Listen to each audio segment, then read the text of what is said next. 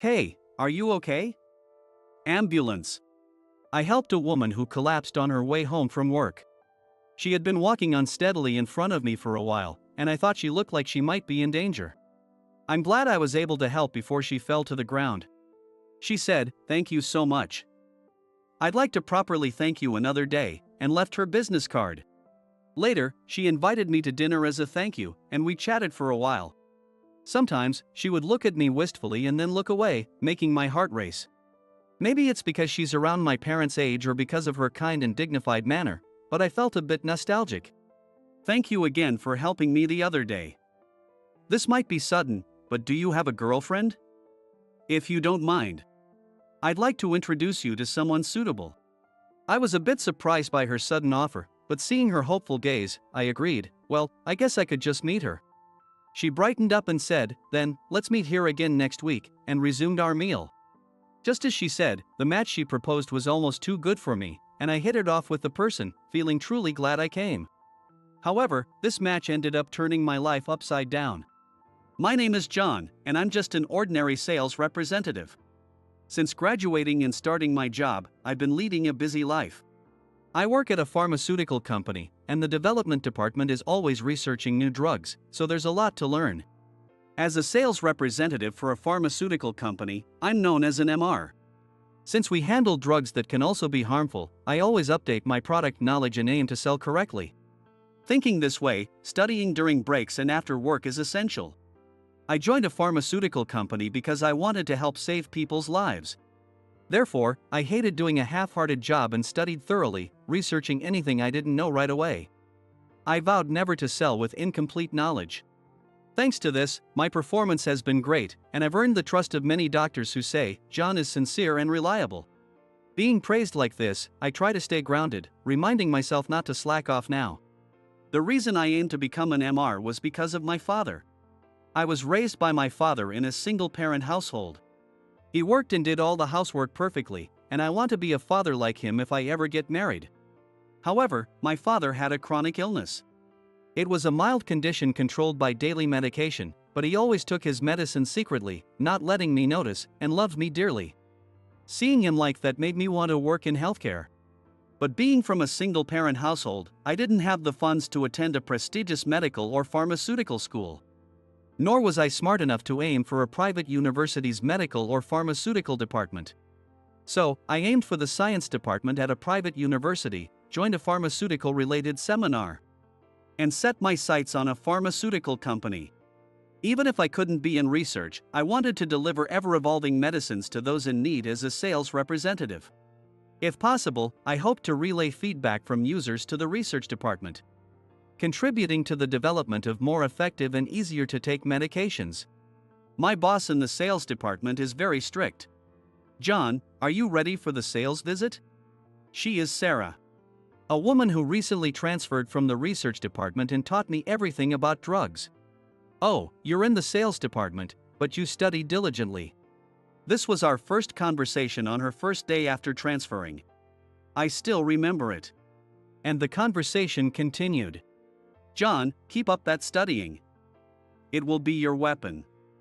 What is our job as MRs? To sell drugs?" That's half correct, half incorrect. I listened intently to her words. Our job is to deliver the right drugs, with the right knowledge, to the right place. Drugs can become poisons depending on their use. We indirectly hold people's lives in our hands. That's why we must thoroughly master our knowledge and convince the doctors. This was her teaching, which aligned with my own thoughts. The difference was her overwhelming knowledge. She had a background in pharmacy and worked in the development department, sharing her expertise with me. "John, did you go through the materials from the other day?" "Yes, but I have a question about the drug interactions."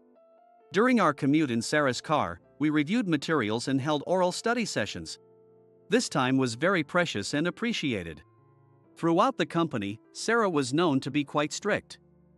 I often got teased with comments like, "John, how do you manage under such a tough woman? Are you a masochist?" Well, she is strict, but her guidance is spot on. I know I'll be fine if I follow her lead, so I'm sticking with her.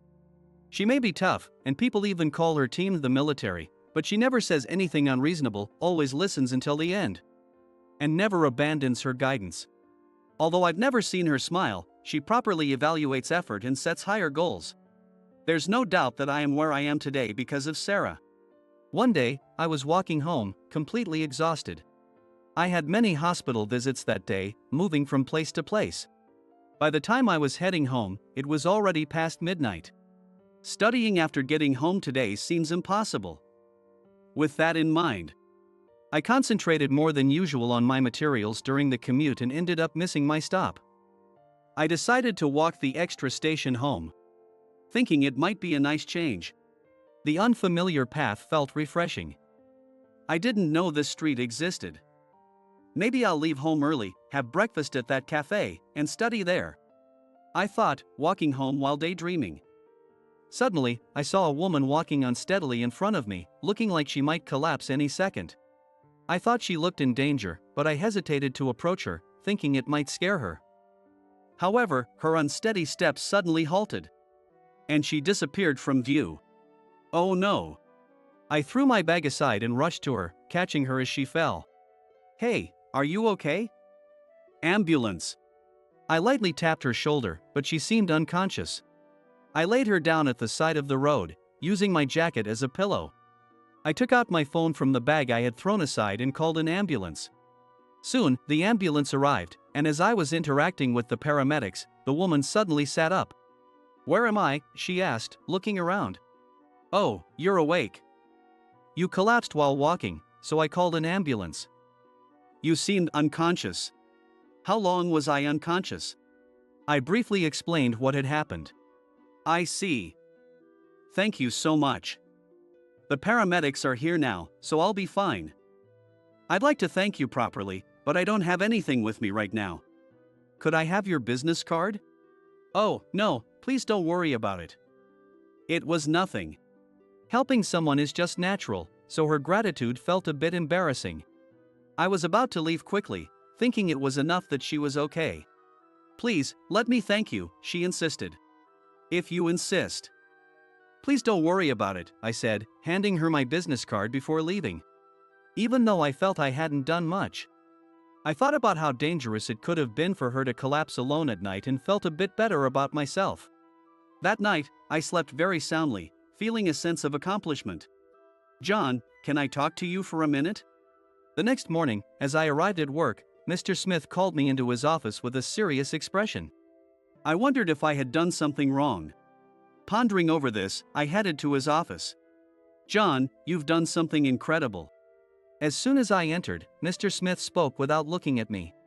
What could I have done? My mind raced until he continued, "Have a seat. It's better than standing and talking." I sat in the plush chair, my heart pounding. "You did a great job, really. A major achievement." At his words, I looked up. In front of me sat Mr. Smith, beaming. I felt relieved.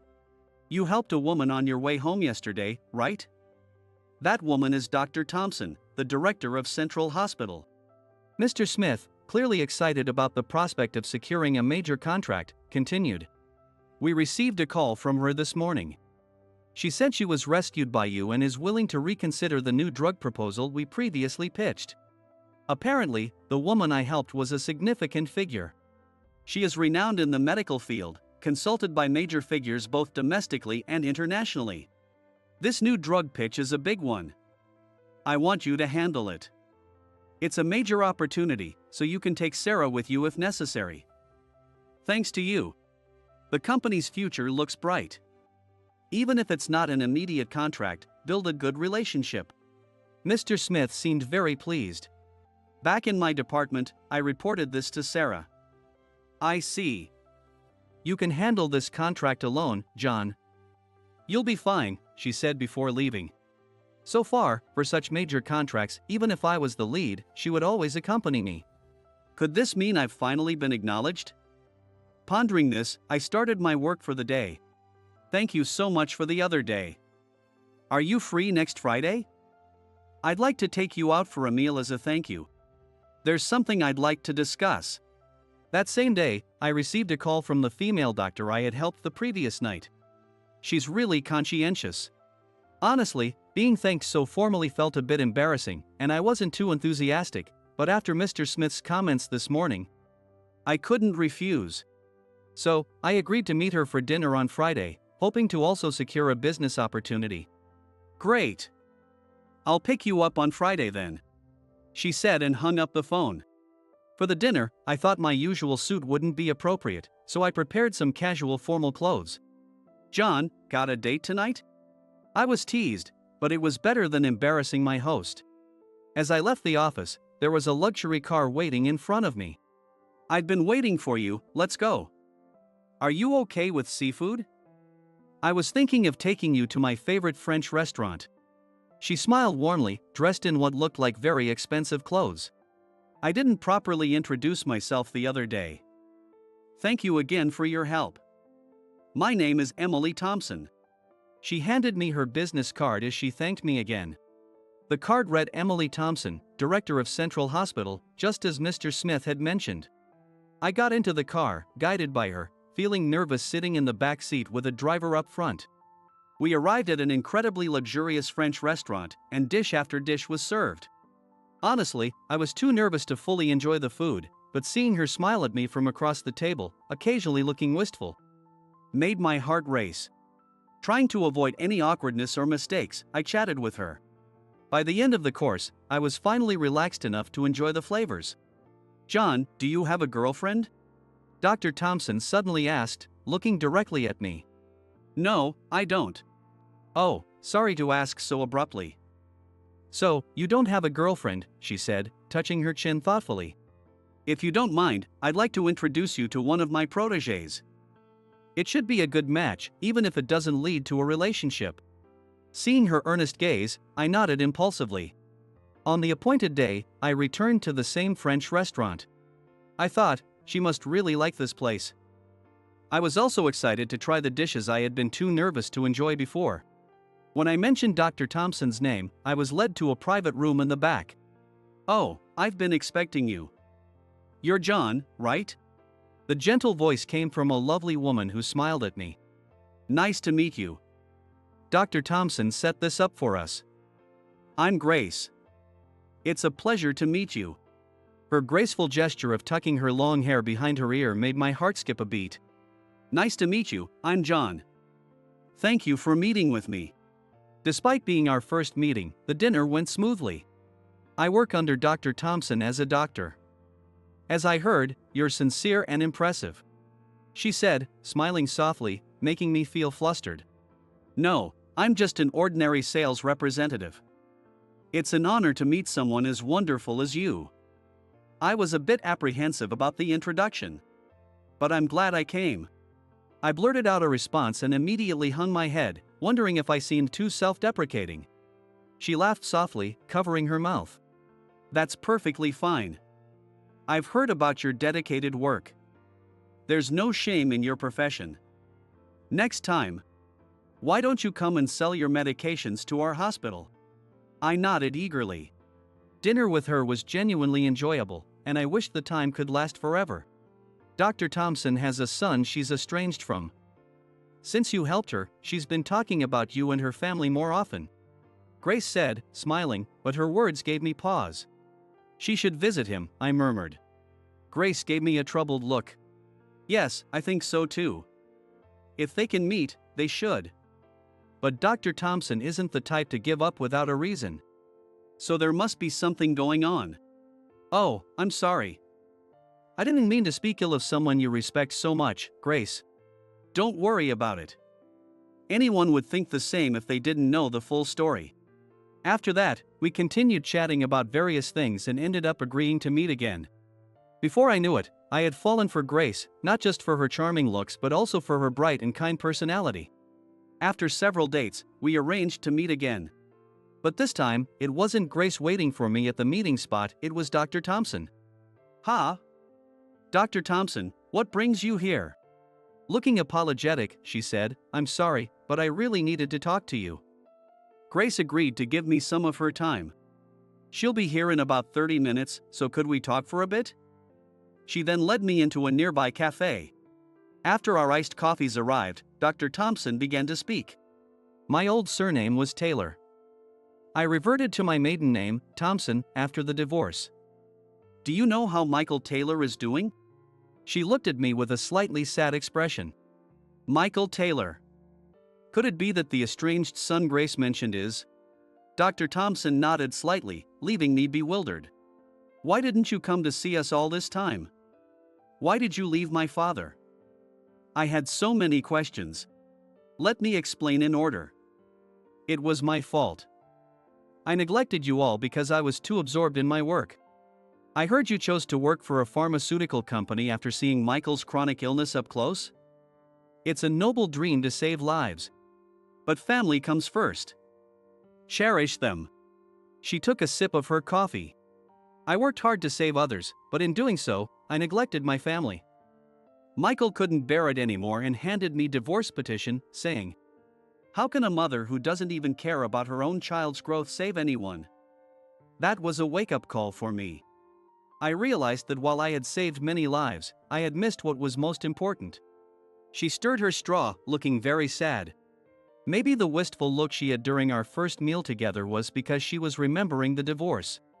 Why didn't you come to see me? You could have at least done that. I was about to say that much should have been possible, considering she talked about her son to Grace, but I stopped myself. Dr. Thompson shook her head weakly, filled with regret and sorrow. Michael didn't forgive me. So, at first, I thought I'd keep my identity as your mother a secret. Seeing her weak smile, I didn't know what to say. I'm glad we met, Mom. Hearing me call her Mom, she shed a single tear. And I think Dad will forgive you too, if you talk it out. You've introduced me to a wonderful person, and I'm satisfied seeing your face again. Let's go to that French restaurant again. I was so nervous the first time that I couldn't taste the food. Turning away in embarrassment, my mom laughed. Oh my, you say the same thing as Michael. All right, we'll go again. And it seems you really like Grace. It was a good match, wasn't it? I looked straight at her and nodded. It's a promise, this time with Dad. Grace is amazing. She's such a pure-hearted woman. I want to protect her with everything I have. John. I heard Grace's voice behind me. She must have arrived and heard everything I said about her. Feeling suddenly embarrassed and blushing, Dr. Thompson laughed. Take care of my child. I've raised her like my own daughter. Grace, blushing, looked down. Dr. Thompson stood up and said as she was leaving. Oh, and your boss, Sarah. She's quite strict, isn't she? She's my best friend. I looked up in surprise. What? Sarah. I must have looked very shocked, and my mom laughed softly. Since I couldn't see you, Sarah was keeping an eye on you. I've always heard about your hard work from her. I'm proud of you. I should thank Sarah for switching from research to sales at my request. As I stood there in a daze, Grace's voice brought me back to reality. I feel like I've just heard something incredible. Smiling, she called over a waiter and ordered tea and a refill of my coffee. So, where should we go today? Her innocent excitement about our date made my heart warm, and I decided to address everything later. I focused on her for now. So, you heard everything, huh? Later, during a break between sales calls, I told Sarah about the conversation I had with my mother. So, I guess my job here is done. John, you've really done well. Do you remember what I told you when we first met? I nodded. An MR indirectly holds people's lives in their hands. I fully agreed with that sentiment and had joined the pharmaceutical company with the hope of saving lives indirectly. You really take after Emily. Why didn't you become a doctor? Sarah laughed heartily, and I was taken aback. It was the first time I had seen her smile. So, you do smile, Sarah. Of course, I'm human. Once Emily asked me to look after you, I made it my mission to get you ready for the world. She said, puffing on a cigarette. I'm transferring back to the research department in the next rotation. You're more than capable of handling things on your own now. If you need anything, just drop by the research department. Thank you for everything. She then shared some memories with me. Emily is pretty awkward, you know. She couldn't balance work and family, so Michael left her. My parents and Sarah were college classmates. Michael is stubborn too. He knew Emily couldn't balance everything. Even now, both Emily and Michael keep in touch with me. They both care about you a lot. Apparently, my father had also been checking up on me through Sarah. When I teasingly told Michael that you work as well as Emily does, he made a complicated face. He still loves Emily. He can't forgive himself for not forgiving her for neglecting the family. She extinguished her cigarette, waved, and walked away. A few years later, my parents had remarried. After my talk with Sarah, I went straight home and told my father about my mother. "Dad, let's go to Mom's favorite French restaurant together. She's been thinking about you. And she cares so much about me that she even got her best friend to be my direct supervisor." I persuaded my father, and we finally arranged a meal for the three of us. At first, my parents were awkward with each other, but eventually, their arguments turned into reconciliation. Since then, we started having family meals once a month, and my parents even began going out together more frequently. "John, I'm thinking of getting remarried." One day, my father suddenly announced, causing me to spit out my tea. "What's this about?" "With whom?" "Who else?" "With Emily." They had rekindled their feelings for each other after several dates. Decades later, they got remarried. And soon, I too would become a father. "Grace, it's almost time. How are you feeling? You're such a worrier." "Do I look unwell?" Grace and I had gotten married, and we were expecting our first child. Since Grace, being a doctor, couldn't take much time off, I planned to take paternity leave. My career had been going well, especially after securing a major contract with Central Hospital through my mother's connections. I had more flexibility with my schedule and spent most of my time training new recruits. With the baby on the way, I was fully prepared to support Grace.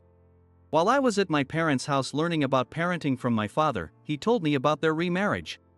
And I couldn't take in any more information. "Oh, you're doing great. You're going to be a wonderful dad, John." "Really? Maybe he takes after Michael?" Grace will be relieved. While I was training to be a father, my mother and Sarah walked in, Sarah holding her grandchild. Since my parents had reconciled, we had become close with Sarah's family as well. Today, she brought her grandchild over. "Grace will be here soon. Could you help prepare dinner?" My mother said, placing a load of groceries in the kitchen. My father and I exchanged glances. My mother couldn't cook at all. Seeing the groceries she bought, we both sighed. "Hey, how many people are these groceries for?" "For us, Sarah's family, Grace, about 10 people?" My father sighed at my mother's innocent smile. "She's so cute, but really, she can only work, nothing else." Following my father's lead, I started prepping the ingredients as he instructed. As we busily worked on the various dishes, the doorbell rang. "Grace, welcome home. Just sit down and relax." "Oh, let me help with something." It's fine. The men in this house are very capable. Pregnant women should sit and rest." My mother, already sipping on a drink, encouraged her to sit down. "Oh, my family will be here soon too," Sarah said, leisurely playing with her grandchild. Knowing the real party was about to start, my father and I refocused on finishing the meal preparations. When the doorbell rang again, Grace answered it. The party began. Seeing everyone's smiles made me grin from ear to ear. "John, you did great. Let's make our home just as joyful," Grace said, handing me a cold beer with a smile. Looking at her, I made a promise. "We will definitely have a happy home."